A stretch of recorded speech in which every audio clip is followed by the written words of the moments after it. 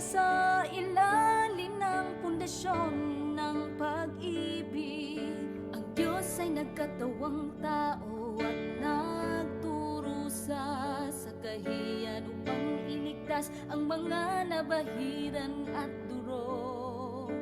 Tinitiis niya ang gayong sakit sapagkat muli at muli ipinakikita niya ang kanyang di masukat na pagmamahal.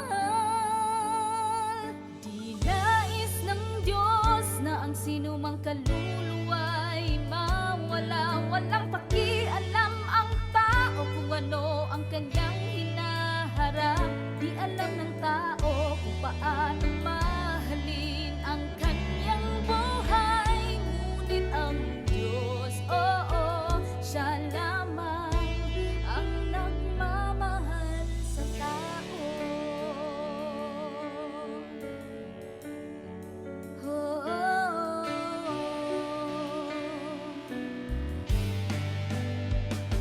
Ang mga salita ng Diyos ay nagpapaginhawa, nagpapasigla sa tao. Ang mga ito'y humahatol, sumusumpa, nagsisiwalat at nangangako. Ano man ang sinasabi ng kanyang mga salita, ito'y nagmumula sa kanyang pagmamahal. Ito ang kakanyahan ng kanyang gawain.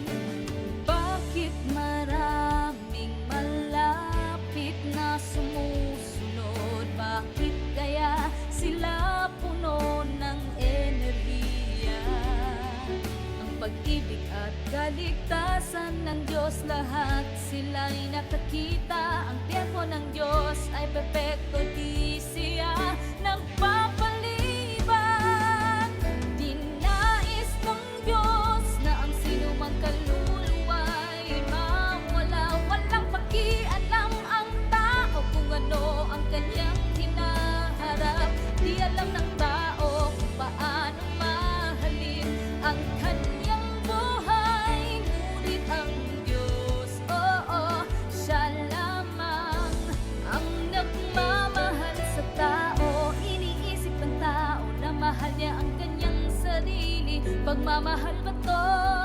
Ang pag-ibig ng Diyos ang pinakatotoo. Mararamdaman mo kung siya'y di naging tao. Laging na matubay at namuhay kasama ng tao.